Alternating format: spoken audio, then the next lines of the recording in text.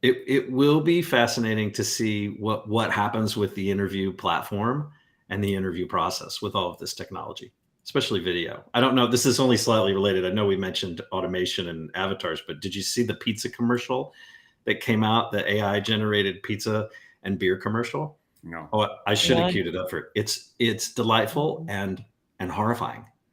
AI generated what it thought a beer commercial should be. And it gets the spirit of the commercial right, but it still hasn't quite figured out how we drink and eat. And like there's a pizza and it's just horrifying. I'll have to pull the link up. Yeah, I would like to see They that. pull it up and their mouth goes way out here and the hand, Oh. it's nightmare fuel. Not my favorite. Just it clearly hasn't made it to Australia yet. No, not yet. It normally takes things a couple of days. Maybe you've got a better gate for content than we do. Better filter on your browser. Don't they say that TikTok is filtered depending on the audience? Maybe we're seeing different things in Australia. It could be. I have a ridiculous TikTok. Probably seeing Chinese paranoia coming through strongly, I would say. Though I suspect you get a bit of that in America too. Yeah. My TikTok is still stand-up comedians, and not so clearly. There's an algorithm that's working to my no-brainer scroll. Yeah, there's some good Aussies stand-up comedians. That's something to do with Australia. Yeah. All right. Well, I will be there in November. Yeah, I will be there in November. We'll work something out. Well, we have a lot to talk about and a little bit of time to do it. Are you ready to get started? For sure. There we go. Okay, here we go. Welcome to the CXR channel, our premier podcast for talent acquisition and talent management. Listen in as the CXR community discusses a wide range of topics focused on attracting, engaging, and retaining the best talent. We're glad you're here.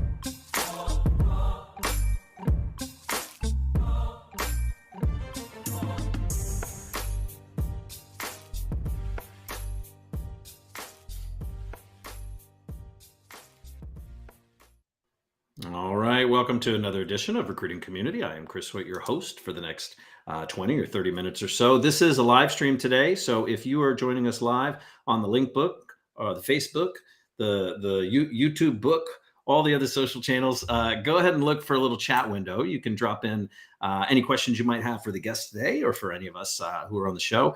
You can talk to each other. So let us know that it's working. Just drop a note in there. It's also a great way. We've seen a couple of folks who are on LinkedIn dropping in their LinkedIn profiles. So that's a really great way for you to do a little bit of networking with the other folks that are attending today. I want to remind everybody that this is not a pay-to-play podcast. We don't have any ads or any sponsorship. This is just a little labor of love and show that we put together to talk with people that we think are doing cool stuff in the work and in this space. And so we want to draw a little bit of attention to that. I've got my spirit animal with me today, Mr. Crispin. How are you? I'm wonderful. I'm almost recovered. Oh, that's right. You just got back from a big trip. I did. 12 of us in Israel was for a week was amazing, and we saw professors and students and employers and startups and all kinds of stuff, as well as Masada, Jerusalem, etc. So, yeah, I'm still processing. I haven't quite figured it all out. Well, the good news is, Jerry, we're setting up a short series of podcasts with some of the folks that you went on the trip to Israel with, that were in the delegation, and you can share with folks what were the big aha takeaways. Yeah, very cool. I look forward to it. All right. Well, before we jump in, I do want to share a little bit of work that's been done. We've had quite a few people that have helped with this program, and it's called TA Talk Tank. And it is a result of the CXR Foundation, which is a nonprofit. For those who aren't aware, it's cxr.foundation. Yes, it is a URL, believe it or not. But the idea here is that we are attempting to reinvent mentoring or reimagine coaching. And I hesitate to use the phrase just in time, but it is a brief sort of rapid fire approach. And I'll walk the site through here, but Jay, I'll give it, you're a little more poetic than I am. Often in explaining some of these things. Do you want to share a little bit of a précis, maybe an evaluation of sort of what we've worked on and have propped up?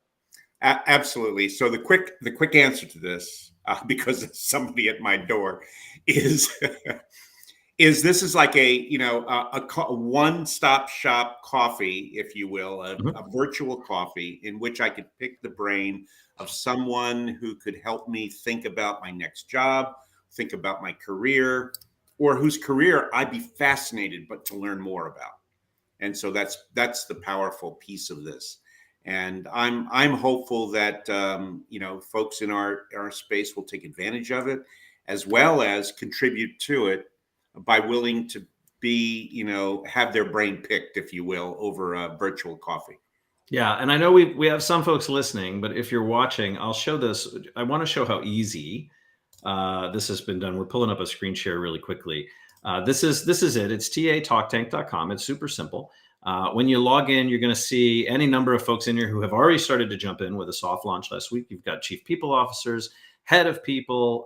You've got some executive recruiters, directors, leaders. But the ability to just go in and quickly and easily decide if you want to be a mentor or a mentee.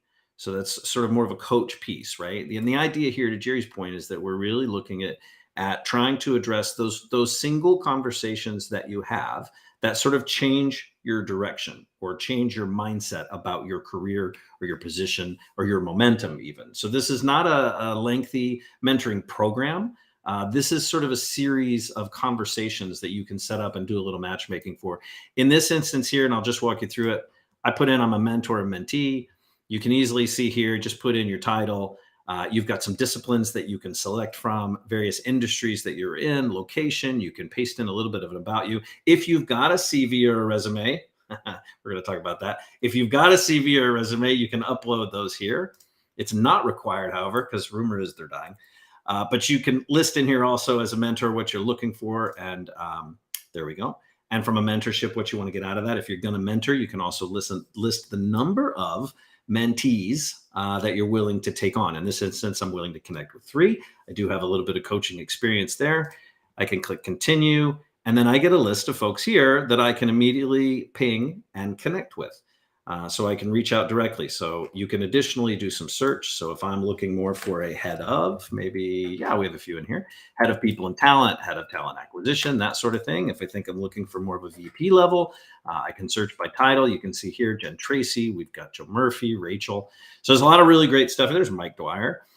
So a lot of really great stuff in here. It's a unique opportunity to go ahead and lean in to the community. So we encourage everybody to sort of check that out. And again, it's going to be tatalktank.com. It is free. It doesn't cost anything. And it was built, Allison Cruz, Susan Lamont, Liz Gallup O'Connor, Joe Shaker, and several others did this as volunteer work through the foundation. So I just want to encourage everybody to do that. Now, with that, I want to go ahead and welcome to the show, not her first time on the show, but we're going to go ahead and bring in Barb. Barb, how are you? I'm so excited to be here. Thanks for having me. Thanks. And I've dressed in the colors of Australia, green and yellow. Oh, well done. As my 15-year-old daughter pointed out to me when I spoke to her this morning, Mum, you look ridiculous. What are you doing wearing that dress? And I said, I felt a bit Australian this morning. Well, I think you look great, and we're glad to have you on. You are in Australia, so we appreciate. I assume you are in Australia today, yes? Well, I'm actually I'm in London right now, but generally I'm in Australia. Got it. Because in Australia, it would be 11, 12, 1. It'd be 2 in the morning tomorrow, I think. It would be 2 in the morning, and I would not be looking this good. Well, Barb, for those who have not met you and who don't know anything about you, why don't you give us a quick escalator pitch? Like, who is Barb Hyman, and why should people be paying attention to what you have to say today? So I'm founder and CEO of Sapia.ai, and I have a really unusual background for a founder. I'm neither a data scientist nor an engineer, and I'm female, so that makes me unique in this space. And I come from a HR background, a strategy background, and a legal background, so I've been a bit of a career opportunist. And what we've been doing for the last 5 years out of Australia, but now working with clients globally and spending a lot of my time in the US, which is really exciting, is to bring humanity and dignity and equity to hiring. Something that I experienced when I was in HR and in talent is the lack of all of those aspects to the hiring process. And I'm delighted to say that we're growing like gangbusters, which is another Aussie term, and hoping to bring this amazing technology to the US market this year in particular. Yeah, well, I'm excited about that, and I love the humanity, the equity, the dignity piece. Can you talk a little bit about sort of that item? Because I know the way that we sort of promoted the show is that we were going to talk about resumes. It's not a sexy topic, unless you're talking about the fact that the I can resumes are make it out. very sexy. Yeah. So, well, that's why we're here. So let me just briefly touch on why I think those aspects of the experience matter so much. Is, you're probably as exhausted as I am by all the discussion around candidate experience and how little has changed. For most people, you still have to put in a resume, or you do a video interview, or you sit a multi-choice experience. I don't know how in anyone's world that is an experience. And I think the time is well overdue for a consumer experience in the recruitment world, because ultimately it's about people. So to create something where people feel like they get to share their story of who they are in their words, in their time, and learn from that, that's empowerment, that's dignity. So that's what our technology does. I'm going to share with you my 3 reasons for why the resume needs to die. Do you want me to go straight into that, Chris? Yeah, well, yeah, let's do it. Let's jump in, because I think I have an idea. We haven't prepped this, but I think for sure you're gonna bring up items. We're gonna talk a little bit about maybe the rise of alternative assessment methods, because I think employers are increasingly using other methods to evaluate candidates, like skills tests or project-based assessments, which is a whole nother hot button for me. I mean, is that sort of where we're leaning? Well, I think first, in the US, I'm really struck by how much attachment there is still to the resume, way more than what I see in Australia. And I'm curious about why that is the case, right? So as an ex-consultant, I like to approach things from a first principles basis and a rational basis. So my 3 reasons, and you can challenge me on this. The first is that in a world of GPT-4, the resume is now completely redundant, because Jerry can go online in the next 5 minutes and create a beautiful resume for any job he likes, and it'll get through those parsers. And it'll certainly get through the human who's doing the screening. So anything which relies on resumes is now useless as a data set. That's my first, provocation. I like to be provocative. The second is that if you think about resumes as a record of that candidate, right? That's ultimately what it is. It's a record of who that candidate supposedly is based on their experience, their degree, etc. Is you're all looking at the same record, right? And bizarrely, LinkedIn is really the same thing. It's just another resume in a digital form. And how is that going to give you a competitive edge to discover talent and to assess talent that your competitors don't have? It's kind of crazy to all rely on exactly the same piece of information to source and screen candidates. What you're doing is you're just driving up the price of that talent. From a supply and demand perspective, you're all looking at the same person. Recruiters are looking at it with the same lens. All you're going to be doing is competing for the same talent and paying more for that talent. The skill is something that Peter Thiel identified years ago, and I'm not necessarily a fan of Peter Thiel, but in this I think he was brilliant, which is how do you find undiscovered talent? That means you can't be looking at the resume, because everyone's looking at the resume on LinkedIn. And that's what you have to do right now in this world where, frankly, most jobs are new jobs. Like, what is a prompt engineer? Are there resumes for prompt engineer? How are you going to discover that skill set? So I think it's irrational from an economic perspective to be looking at the same reference point, the same data as the whole universe when you're looking for talent. But the third, more powerful one, I believe, is that it's just a very inferior set of data from which to make any kind of screening decisions. So, we talk about hallucination with GPT, that it makes shit up, right? I can swear because I'm an Aussie. We're pretty low key over there. And you do that as well when you're looking at a resume. I'm looking at Chris's resume and it tells me, oh, he's had 3 jobs in 2 years. Oh, he's a job hopper. He's not going to be reliable. I'm not going to hire him. Or I'm looking at Jerry's resume and it's telling me that he went to Yale. Or he must be incredibly smart. Brilliant. Definitely move him through to the next. Why am I the job hopper and Jerry's from Yale? Thank you very much. I don't know. It's the beard. Of course, somewhere along the line they might infer my age from when I graduated from wherever. that Yeah, but that then might you're be the other filled with part. wisdom, right? Then the Yeah, inference, the yeah, heuristic will be wisdom. you're filled with Not in wisdom. our culture. Yeah.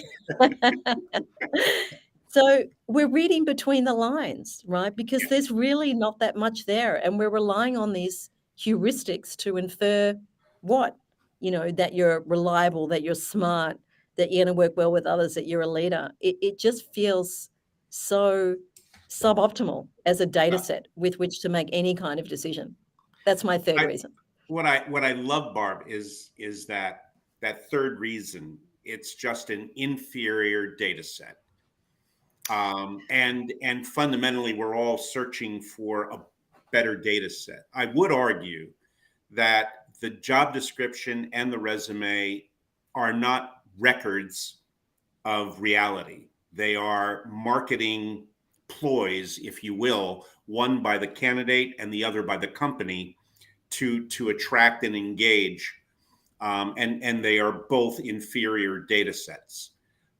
No, very few companies are willing to tell me what the job really is, fundamentally, until I've gotten excited about taking whatever you're willing to offer me for it. And Jerry, who wants to read them? How many recruiters do you know read through the whole resume? How many applicants I do would you know argue read that through in the whole large job description? companies, there is no such thing as a resume and hasn't been for many years, because fundamentally what's been required is that you fill out a form, not supply a resume. So I would think that the problem is that when a candidate in fact does have a resume, nobody has ever read it really, even if they've uploaded it, because all of it has been put into fields, but it's still a bad data set, is the point, because it really just doesn't talk about the complete person and their capabilities in relation to that. I mean, I'd love to see the data on how many companies. I'm sure the ATSs and the HRISs have this data on how many resumes are being uploaded every day. I still, when I'm And talking how to many people prospects, actually read them? Yeah. If Yeah. I would, There's still a my thing. hypothesis is that no recruiter actually reads the resume. They might, in fact, get to that for a very small percentage. okay, but so why don't we boil it? Why don't we boil it down a little bit? So what we're talking about is taking out all the adjectives and explaining all the work that someone has done, and literally bullet pointing very factually where someone has been. Because if you do anything more than that without a formal assessment, right? Isn't it just still marketing material?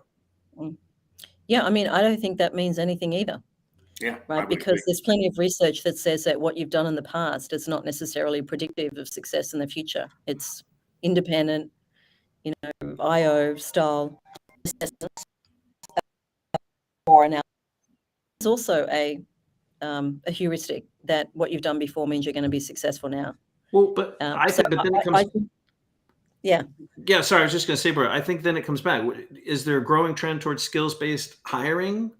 Yes, right? Where employers are prioritizing a candidate's skills over maybe formal education. But in order for an organization to embrace that, I mean, we're talking about a further investment in that talent, aren't we? Like, if I'm bringing you in because of the skills you have now versus the education I think you have, I still have to continue that investment somehow, right? Like I still have to. What do you mean by skills when you use that word? What do you mean by skills? If I am telling you that I have proven marketing, and I give you a little track record of my successful marketing campaigns and how I can maybe do internal sales of a program, or maybe I've driven adoption for something, or increased engagement. I mean, I recognize that those can be argued that they are subjective, but what are we saying we throw those out and replace those with? So here's how I used to think about it when I was in HR and the training that I used to lead with our people leaders, which is when you're putting someone into a role, whether it's internal or external, I think there are 3 dimensions that matter to a successful decision. One is, as an individual, do they have the capabilities to do what's required? And for I believe 80% of hiring that happens in the US, it's volume hiring. So what you've done before doesn't really matter. These are entry-level roles. The second thing that matters is then if you're working as part of a team is, are you the right person for this team? And that doesn't necessarily mean that you're same as, a me too. It requires the hiring manager to really look and say, do I want another Jerry? I've got 3 Jerrys already. Do I really want another person who's imbued with wisdom and thoughtfulness and critical thinking? Maybe I want Chris, who's like the personality, right? I need to kind of jiggy it up a bit. But you need to think about that from a team dynamic, right? Like that's really important to, as a hiring manager, to be thoughtful about what's the right portfolio. But then where And am I then you've got looking? But where am I culture. looking? If I'm not looking at a Well, resume, what are you giving me instead? but I think that's the first thing is you start with what are we trying to solve for here? We're trying to solve for how do we make the best decision around the individual, the team, and the culture. And then I walk back and I say, well, what are you looking for when you're doing that? If it's a job that doesn't require any hard skills, then it's really about, do you actually have the propensity, the aptitude to be able to do this job? I'm hiring you into a, warehouse forklift driver. Are you going to be reliable? Are you going to work well with others? Are you going to be incredibly obsessed about safety, right? Those are attributes that you can discover through different ways. There is traditional assessment, then there's a Sapia way through a scalable interview. On the team side, as a hiring manager, it's giving them something, not a resume, that gives insight into you to make the best portfolio decision, right? Is this the right person with the right temperament for this particular team? Do I want another person like that? From a company culture perspective, I think that's the one that is the most biased when those decisions are made, because think about the number of people that have been rejected when they say, you're just not a good culture fit. That's like a cop-out in Australian terms around not being clear about what you're looking for. So But same again, here. culture Same is here. something that can be, culture can be DNA, right? Every company has a set of values. What's the values that you're aspiring to, or what's the culture that you're aspiring to? And let's break that out into a profile. We're looking for smart people who are inspiring to others, who can look around corners, take people with them. Like it's definable. But I just don't see that recruiters and talent leaders are thinking hard enough about what do we really want when we're making these decisions. They're spending too much time processing, screening resumes, pushing people through a funnel rather than automate all of that and use your intelligence, use your advisory skills to really thought partner with the leader around solving for individual, team, and company.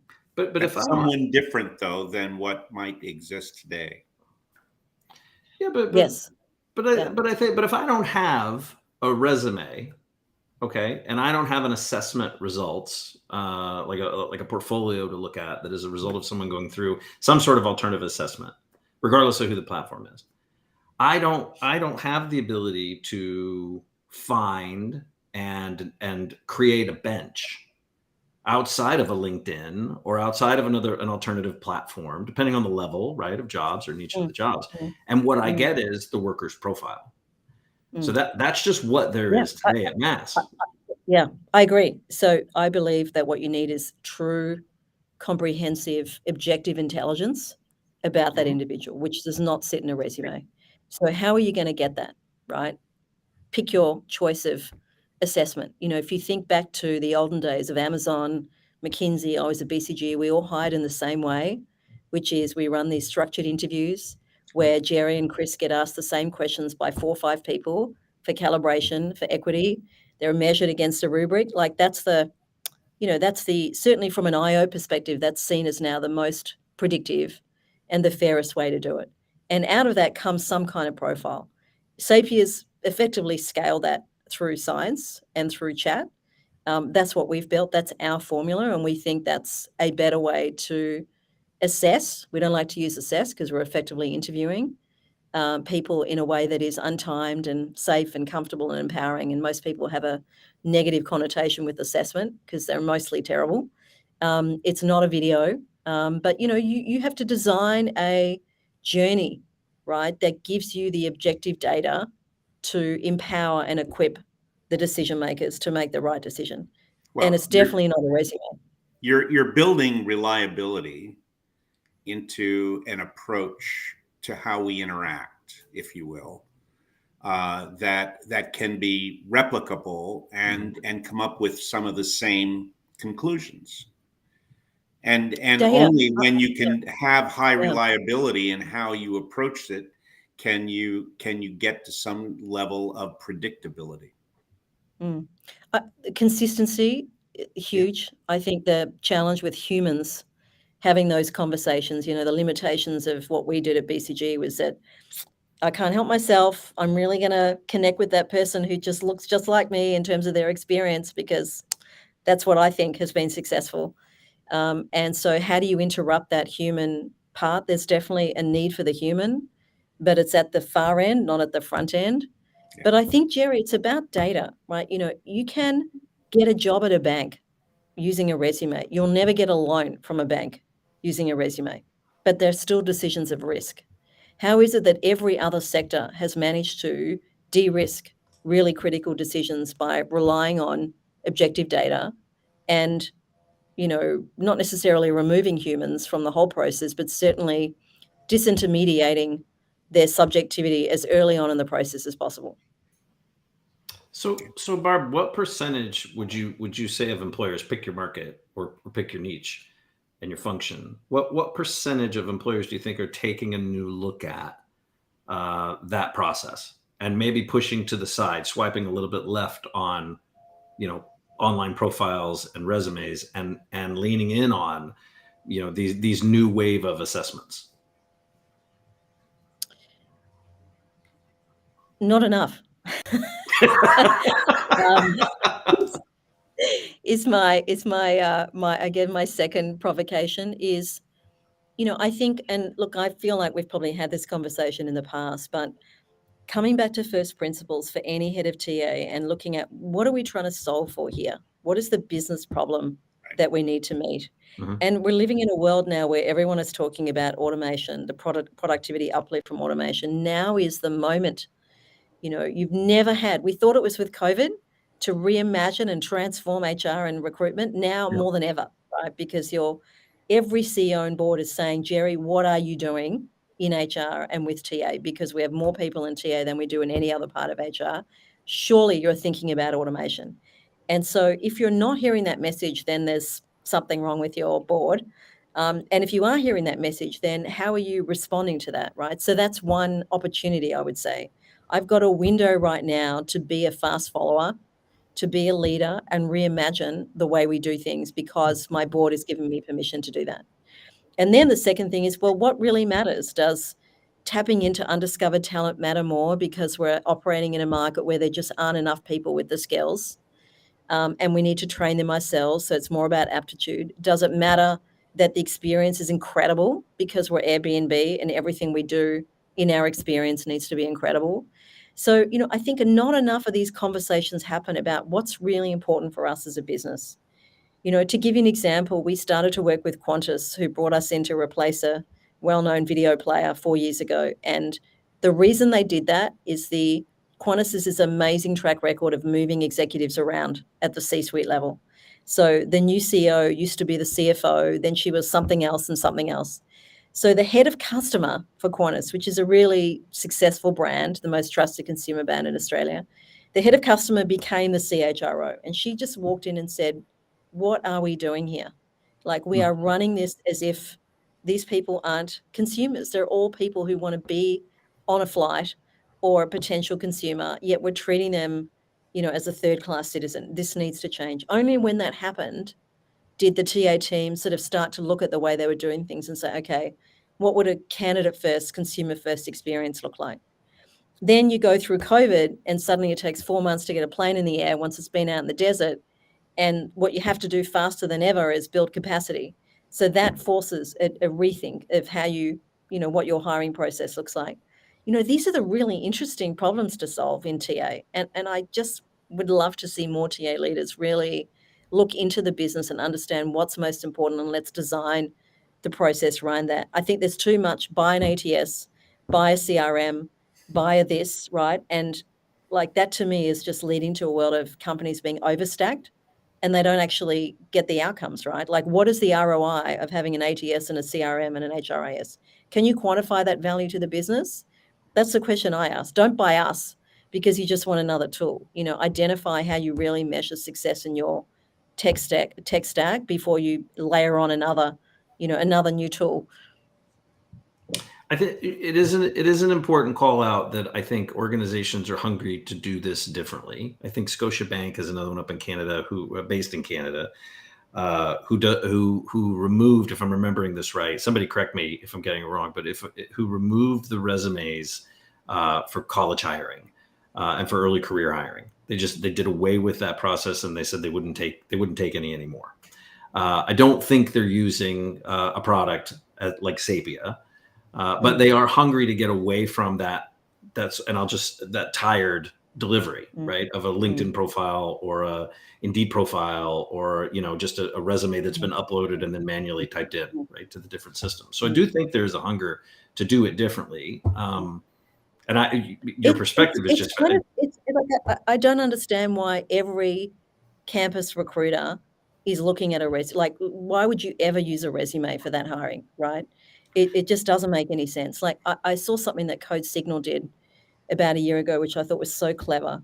They put out a leaderboard of, here are the universities or the colleges where great engineering talent exists. And it didn't have any memory of the obvious, players on there. And like, that's undiscovered talent. That's saying, look beyond the degree and really understand someone's skills.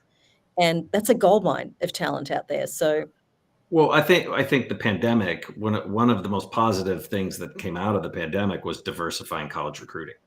Like the impact that had on forcing, recruiting teams and leaders to no longer go to their 12 favorite schools because the board goes there or the CEO went there or whatever, and really break that out. It saved organizations millions of dollars. And some of them saw the most diverse cohorts ever come in through those internships. So it does that collision of necessity and circumstance, I think, does often push us to do some things quite differently that can have a really positive impact. But I wonder. You're just fishing in the same pool, Yeah, when you're well, going to. I push it back to you. It's like, what will force us to make that turn, to round that corner and get away from resumes? Will it be an innovative assessment platform that will scale? Will it be LinkedIn deciding to completely reinvent how their profiles are sort of maybe delivered, or they incorporate something there? Will it just be some TA leader saying, fuck it, enough's enough. Like, we're not doing that anymore. We're doing it this way. So what do I think is the imperative in the world right now that drives people to say, banish the resume? It's the fact that there just aren't enough people with the qualifications that you think you're going to find in that resume. US is what, 3%, 3.5% unemployment. Yep. And even though everyone is catastrophizing that ChatGPT is going to destroy jobs, nothing's really changing. People are going to be employed in new jobs. And that is the reality of, tech disruption. There's that initial fear that everyone, is sort of overwhelmed by, but then we just find new ways to think about talent. So you have to look for potential and train it yourself. Like, I definitely think the old adage, again, from my BCG days, was we hire for values and we train for skills. And they had people from every discipline imaginable, right? That was part of their secret sauce, right? You can be a music, major. Maybe you don't have a degree. I mean, the other thing in the US I heard recently, correct me if I'm wrong, is that only 25% of people have college degrees. So does that mean you're missing out on just a vast amount of talent? Because what are you going to put on the resume if you don't have the college degree? So, there are 900 million people on LinkedIn. There are 2 billion workers in the world. That's a huge talent pool that people aren't tapping into. So you've got to look beyond your traditional data sources, the resume, LinkedIn, and think, what do I really want? And how can I cost effectively, reach the universe of talent that gives me that before anyone else sees that talent, right? That's a secret power for organizations right now. Can I go into Ethiopia and source my next 100,000 cloud security engineers? Because they're an incredibly educated country. They speak good English, and I'll skill them up, right? You're not going to find them in the US. You'll be paying top dollar. So, but I think that's where I think the intersection is, and I just don't know that the majority of employers are making that training investment on the back end of the hire. They kind of have to, Chris, right? Because the ready-made talent is not there anymore. right? And roles are changing so quickly. So, I'd love to see some analysis from Burning Glass or from LinkedIn around what roles have come up in the last 6 months that didn't exist 6 months ago.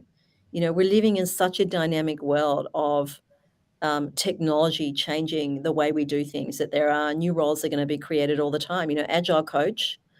I mean, anyone could be an agile coach if they got the right profile. You don't have to have agile coach on your resume. Yeah. It's a set of temperaments, right?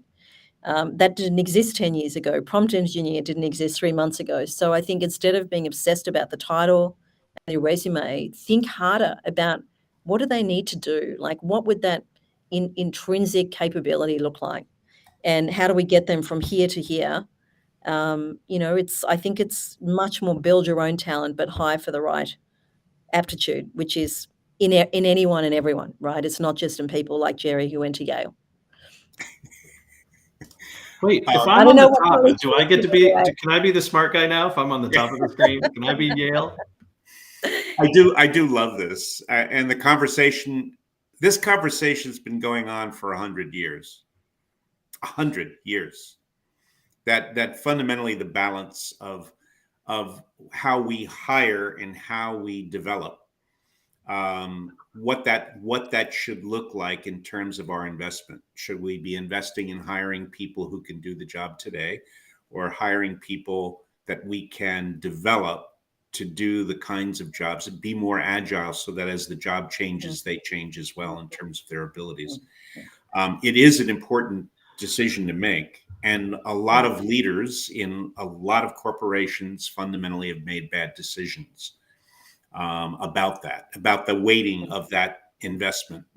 And I love the fact that a lot of TA leaders recognize the importance of doing that, but may not have the resources, may need to upskill their bosses as well as themselves in order to get there. I do think it's a continuing struggle to accomplish that. And I love the fact that one of the things that we do is try to identify those people who are making efforts to move the needle and give them more visibility, so that their colleagues and peers might be inspired to move that in that direction. I mean, it's why we're having this conversation right now, that hopefully it inspires somebody to be able to say, maybe there's better questions I should be asking before I get to the next level. And I totally agree with you. And I did let the 100 years ago line slide. I did let that go. But I think it's important to call out that this is not a TA decision, right? Also, this is not just a matter of saying, oh, we're just going to hire X and we're not going to use resumes anymore. This is a cultural shift in an organization where maybe even historically hiring managers have said, I don't want potential, I want productivity now. I want them hitting the ground and running. And I don't want to have to hire somebody and wait, 30 days, 60 days, 6 months until they're ready to go. And I think that is a huge shift and a mental and cultural shift in a lot of organizations that don't maybe have the resources coming out of the pandemic to kick off training programs, or to invest in those resources, or even the foresight to see that is the right direction for the organization. But it's also, I think, Chris, like, look at me, I'm in sales, but I don't have sales anywhere on my resume, right? No one would hire me in a head of sales role. Yeah. Yet I'm kind of doing pretty well, just saying. So, I think here's a radical idea, right? So much of recruitment and HR is asymmetrical. It doesn't allow the individual to own their own career, to discover their own potential, to know their own power. And to me, that is something that's going to change radically with the power of AI. Both what we're doing, powered also or amplified by the likes of ChatGPT. Imagine a world where every single employee and every candidate actually knows their power. I know that I'm really great at these things. I've learned that through a conversation with Chat, and I'm going to go in to Jerry and I'm going to sell myself on that, right? The resume is there because it's a data point, but it is overly relied on, and we've all agreed that it's, highly inferior and potentially biased. But if you can put knowledge and power in the hands of the individual and the whole of the humanity starts to really know themselves. You know, Naval Harari talks about this. He said, in a world of AI knowing more about you, what you need to do is build self-awareness. That's what our technology does, because we help people learn, and it's intelligent chat. It's not a, you know, simple chatbot. But if everyone knew their power and their potential, you know, a lot of this would go away. Like, what's the point of inventing in a talent marketplace if you don't actually know what you're capable of, right? We need to I help the absolutely agree with individual. you, but Barb, we're not providing the candidates and the individuals with that information. We're providing employers with the information that supposedly they think they need. But I absolutely agree with you. If there's a shift in how technology is providing more value, if you will, to the individual's capability to understand themselves and empower them to take action around that, it will shift dramatically the balance of power. I love the vision. Yeah, you Love just the vision. described Sapia, Jerry. That's what we do. So my I know. passion has always been about, you know, the individual learning and growing. And I think HR is too patriarchal. I think it's too Wow.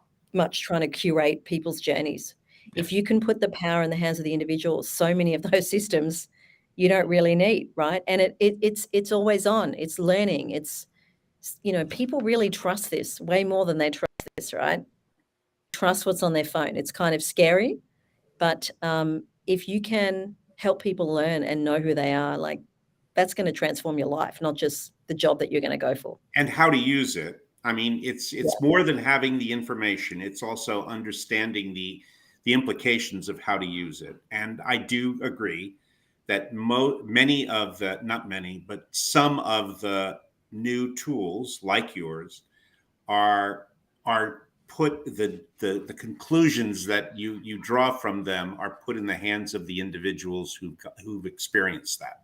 And that's powerful. 20 years ago, I can't think of a single assessment in which the candidate actually learned something. It was primarily the employer that was given the data, and the rest was prevented. But now there is much more openness and transparency around the conclusions that one would draw from the data that's collected. That's powerful. I love it.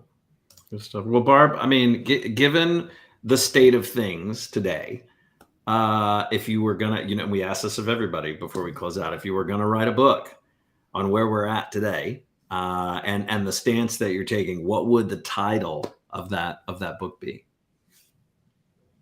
God, you didn't brief me on this, Chris.